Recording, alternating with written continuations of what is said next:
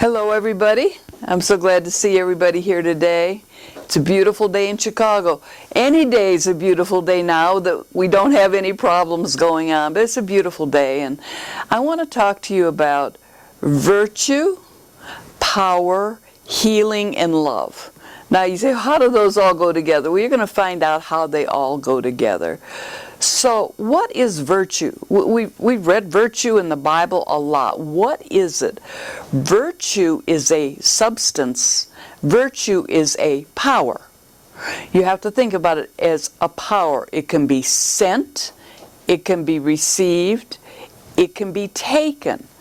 So what is a definition of virtue? Moral excellence, goodness, and righteousness, conforming one's life and conduct to moral and ethical principles. So the opposite of virtue is vice, right? And a lot of people don't understand the difference, but we're going to see that virtue is also power. We see in the Bible there's three main things: faith, hope, and love. And they're all connected. When you have faith, you have a sense of power, right? When you have hope, you have a sense of power. It just doesn't lay there. You have this power. And when you have love, that's a sense of power. The same chapter that lists these three also says the greatest is love. So we're going to define love. What is love? It's patient, it's kind, it's not envious, it's not boastful, it's not arrogant, and it's not rude. So when we are talking about virtue later in this teaching, I want you to think of power. And I want you to think of all these things. You know, when you receive virtue from Jesus, you have received power. They're interchangeable. We're going to see that virtue, love, reality, and power are all the same. I'm Pastor Diane. I hope you guys are enjoying these teachings. You know, my purpose is to awaken you to your gifts, to let you know what you have to use and be prepared for the end times. But I also want you to start thinking, and thinking bigger than we've been forced to think. We think like just little reality, and I want you to think bigger. So I'm going to start out with two different stories. In the first story, there's a crowd of people all around Jesus, and they went to him. They were demonically possessed, but they felt this power coming from him. They felt this power. And in the second story, we're going to see the same thing happens, but with a twist. So Luke 6:18, and they that were vexed with unclean spirits, they were all healed. And the whole multitude sought him, for the virtue went out of him and healed them all. Well, the Amplified Bible said all the people were trying to touch him and get around him, and they were all milling around, receiving the power that came from him. And he healed them all. So this power healed them all, okay? They were publicly seeking him, and they expected to receive their deliverance and their healing because they felt the power. They felt it. They said, this has got to be real. Didn't say all the people were saved. They felt this power. It's the healing power of Jesus. And what does this power do? It comes to knock out sin. These were demonically possessed people. And when you knock out sin, you get them healed. So we're going to look at the second story, Luke 8. And a woman having an issue of blood 12 years, which spent all her living upon physicians, couldn't be healed. And she came behind him and touched the border of his garment, and immediately the issue of blood stopped. And when Jesus said, "Who touched me?" everyone denied it. Peter said, "Well, there's a lot of people. I don't know who touched you." And Jesus said, "Somebody touched me, for I perceive virtue, power went out of me." And when the woman saw that she was no longer hid, she came trembling and falling down before him and declared to him that she was the one who touched him, and that she was healed. And he said, "Daughter, be of good comfort. Thy faith has made thee whole. Go in peace." Now, in the first story, the people in the crowd were all milling around because they felt his power. They just felt it flowing from him. It's just emanates from him. It still emanates from him today. He doesn't have to be right by you. He's in heaven. But it emanates from him. It was a gift for anyone that wanted to receive. We seldom think of healing as power, but it is a power. It is a force. It is a valuable thing when we understand its power. Its power to send, to destroy sin. And all sickness is sin. This is what we tend to, I have a cold. No, all sickness is sin. This was their reality. Their reality was that if I'm just in the neighborhood, I'm going to get healed because this guy's got this power and I'm going to get healed. Because they felt it.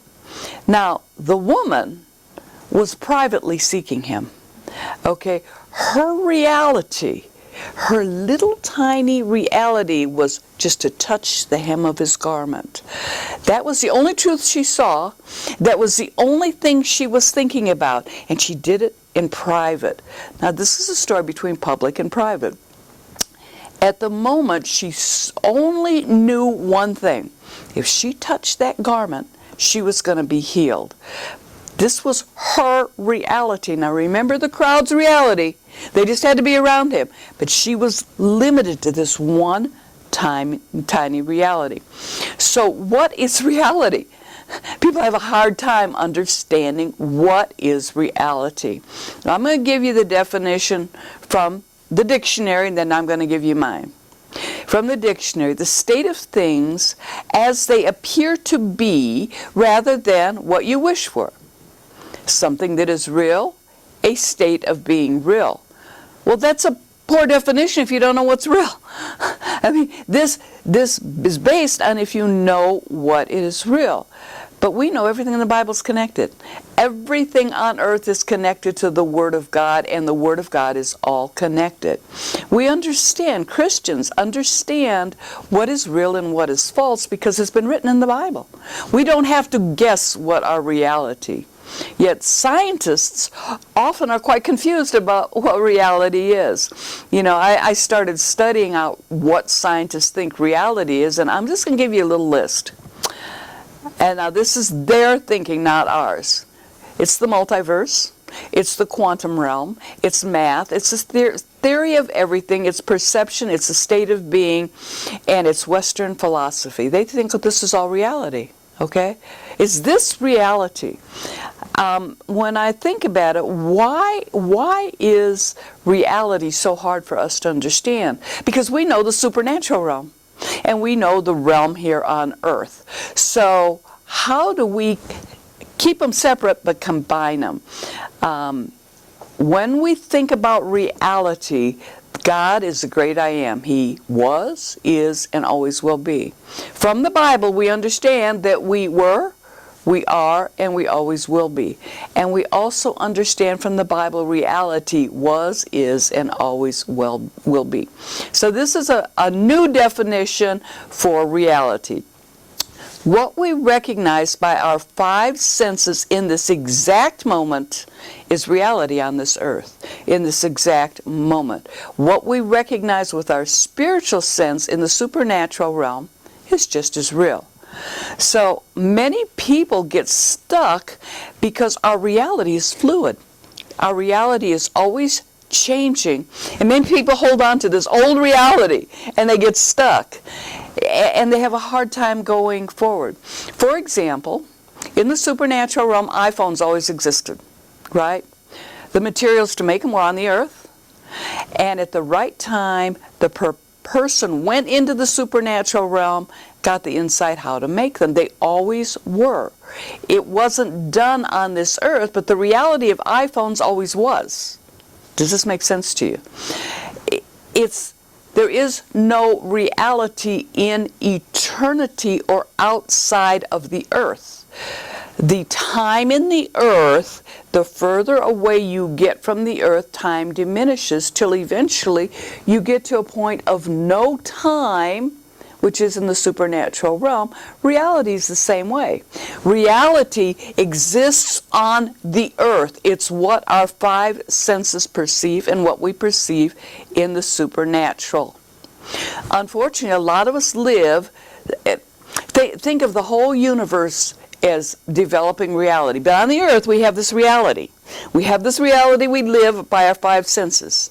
And some people are stuck in this little tiny slice of reality and never change.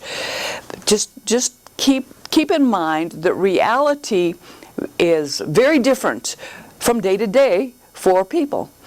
You know, south of the border, north of the equator, the drains go down counterclockwise. That's our reality. But south of the border, they go down clockwise. Now, which one's right? No, they're both realities. Well, what about in the middle, right on the equator? What happens there? It's in theory, but not practicality. So what is reality? I check my drains, they go counterclockwise. But I'm just trying to show you that is a reality for people south of the border, and it's a reality people on the north of the border. When we understand that we are living in a little slice of reality, and that everyone's reality is different. When you think about this, many people call reality memories.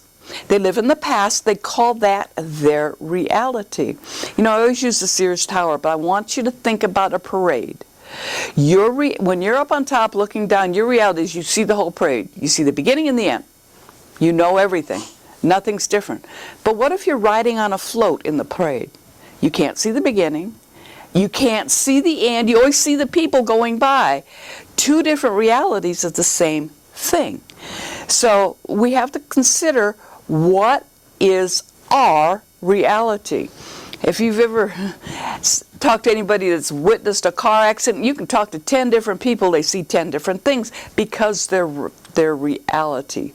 The point is that the things in this world, our reality is not stagnant. We can see power, the power of the wind, right? Can we see the wind? We see what it does, right? We see the results of it. We can't see love or hate, but we can sure see the results of it, can't we? It's an invisible power. Well, Jesus has the same invisible power. Okay, He has the power to heal, to break, to create, to destroy. He has the power for everything. And yet we're only accessing this little tiny part of what He has for us. His power is unseen, but it's the glue that holds everything together, but nothing is permanent. That's what people have to understand. Colossians 1:17. He was before else all began, and His power holds everything together. So without Him, we just like disintegrate. He holds everything together. He is everything. It emits from Jesus. You don't have to just request it. It is sent by Jesus. It can be received by people. It is not limited. Jesus says, I'm not healing you. No way. No, it goes out. It goes out like this.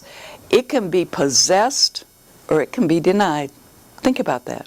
You can deny it. That's how strong it is. It's named after dunamis, this power, this dynamite. Think of Jesus just exploding with healing. It's just everywhere. And people are saying, well, if I don't touch the hem of His garment, I won't get healed. Are you seeing what I'm saying? Okay. Matthew 22. But Jesus said, you're in error, because of your ignorance of the Scriptures and the power of God. We don't know what His power is. We've totally eliminated it. So let's go back to the woman. She was so desperate for her healing. She tried everything. She tried herbs. She tried pagan rituals. She spent all of her money. She had to stay in the house because she was unclean. And she said, man, there's only one thing I can do. There's one thing I can just touch His garment and I'll be healed. She eliminated every other reality in her life. This was her last resort. And she risked her life to go out in public. She could have been stoned to death, but God in His glory made her invisible. Nobody even saw her. Jesus didn't even see her, did He? He didn't even see her. But when the right opportunity came and she touched His garment, He knew someone touched him. He looked around. He still didn't see her because she had this one slice of reality. And of course, when you have faith, this one slice of reality can be enough. But do you think that if she'd had a bigger sense of reality, not only would she have been healed, but she'd have got all her money back, she'd have redeemed the 12 years that she lost? Don't you think that that could also be her reality? You know, this small thing of touching him is what she limited Jesus down to, this one thing. She pursued after healing power. She went after the power and she risked everything. And she grabbed it and she took it. Why was she able to do this? Because all she knew, she was a child of Abraham, she was a child of God, and she was entitled to it. And that's all she knew. And when Jesus called her out, she'd been invisible, and she's like, I got busted. He found me. And he said to her, what? Why did you touch me? And she said, well, that's how I believed I'd get my healing. And he said, well, your faith has made you whole. And I'm asking you, what is your reality? How small is your reality? How tiny? Are you hiding? Are you hiding? Are you invisible from God? Do you call out to Him? Will He release this healing to you? He doesn't have to. He's already emanating it everywhere He goes. So is your reality too small? You know, God's promised it. Okay? Your healing is promised. Your prosperity is promised. Your deliverance is promised. Why do we limit it to one thing at a time? When you reach out, her faith did it for you. Your faith will do it for you. So what is your reality? Are you expecting God to heal you? He's already given you the power. He's already given you the promise. What are you waiting for? So many people think, well, if I go to this particular pastor, he gets lots of healings, I'm going to go there and get healed. You've limited God once again. He's given us the power. We have the power to tread on serpents and scorpions and over all the things of the enemy. That includes cancer. That includes kidneys failing. That includes high blood pressure. Nothing can hurt you. And until you believe that, then you're going to be stuck in this little reality. Well, I have to do this, I have to do this. Don't you see that this power includes healing yourself and healing others? But there's a bigger reality than that. We have to understand that this reality is not just one little thing. It's not one little famous preacher. It is Jesus Christ who is the healer. So don't think about these things. Think about power, virtue, and reality and mysteries. They're all waiting to be discovered by you. We just have to open up. The bigger your reality, the more you see. The larger your reality, the more things you are able to understand and comprehend it. When you think too little, you will receive too little. So I describe it like this. When a baby's born, we're just going to call this a little baby, when it's born, certain realities are forced upon the baby. The reality of who your parents are, a little slice. A little slice of where you're going to go to school, a little slice of where you're going to work, a little slice of who you're going to marry, and pretty soon this baby has the reality formed all around them. When you get born again, Jesus breaks that reality and He opens it up. You can do all things through Christ. You're not limited. You can do anything. You are not restricted to the reality the world has put into you. This reality is a lie. It is a false statement. The enemy is great at lying and getting us stuck in these realities that we were never supposed to live in. But Jesus opens this reality. He doesn't want you searching after this one little tiny thing. He wants you available to search after and receive everything. Just imagine what that woman could have received. We never heard another word about her, did we? She could have become an evangelist, who knows? But she was stuck in this one thing, and once she got it, that's all she wanted. She went back home and never received anything again. So if you want God's best, you have to open up and receive God's best. You know, the prophets of long ago, they prophesied and said things, you know, they prophesied centuries in advance because it's all in the supernatural realm. People didn't believe them, they stoned them to death, but they were always accurate. We have to understand that in the supernatural realm is all truth. And when you go there, don't go there like this with one little conceived sense of reality. You open yourself up and you look around and you see what's in the supernatural realm. And so few people, they go there looking for a thing. Usually they're looking for money or they're looking for healing. They don't need to. It's all there. So we see that Jesus carried this virtue. It was power, the sense of power. And I think that, myself included, I have not recognized that virtue and love and healing are such a powerful force. That's a force you can't resist. If Jesus wants you healed, you're going to be healed, even if you don't believe in Him. Do you know that? Even if you don't believe, He's going to have you healing. And His virtue includes power, hope, love, healing, deliverance, and overcoming faith. You know, anything you need in this life. And here we select one little thing. Two little things. I need my rent paid. Oh God, pay my rent. What's that? He's opened you to everything. You have the ability to receive all His power. Christ in us, the hope of glory. You know, we cannot see these powers, but we know they're there because we feel them. We feel them all around us. So don't be like this woman. Don't limit yourself to one thing. The closer you get to Jesus, the more you feel His power in everything.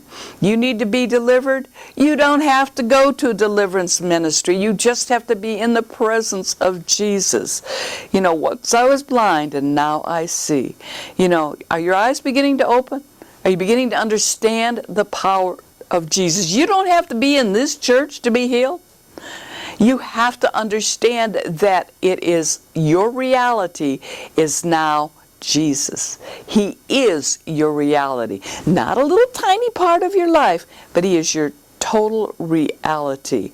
You know, if you're a child of God and you believe in Jesus, you are unlimited. Nothing is impossible. Do you believe that? Nothing is impossible. Yet we restrict ourselves. I can't do that. I'm too young. I'm too old. I'm too fat. I'm too skinny. I'm too tall. I'm too short. I can't do it. No, you can do all things through Christ. So I want you to break out of the reality that the world has given you. This reality that you are Hispanic, you are white, you are black, you are Asian. You're not. You're a human being. And you have the same potential that any other human being has. Just because you were born in a certain place, does that limit God's power? If I was born in the ghetto on the south side, would God's power be less than if I was born in St. Louis? Would it be less?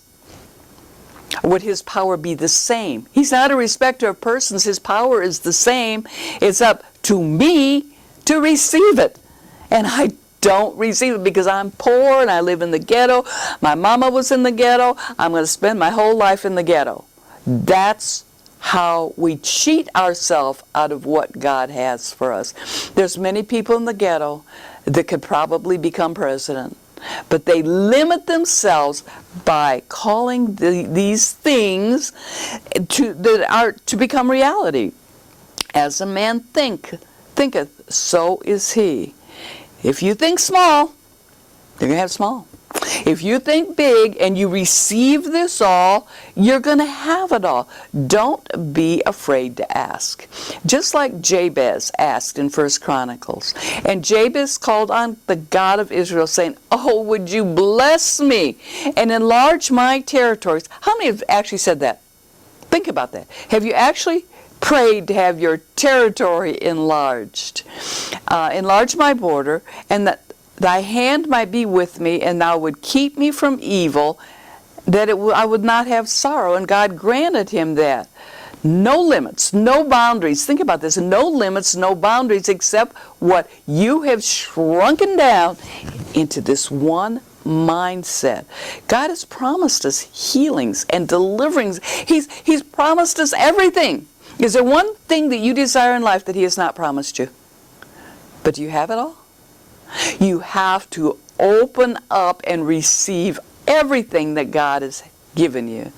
So I want to thank you for watching this. I hope you got something out of this, that your reality has been forced upon you by the world, and it is not the reality of God. So, amen. And if you want to learn more about us, visit our website at pastordiane.org. We have free podcasts there of many, many teachings. If you want to donate, if you're called to donate, you can donate on the website. But if you want prayer, call me for prayer. I delight in praying for anyone, for anything at any time. So I'm going to encourage you to don't think like this woman with the issue of blood, just one thing, to open up your reality to receive everything from God. In Jesus' name.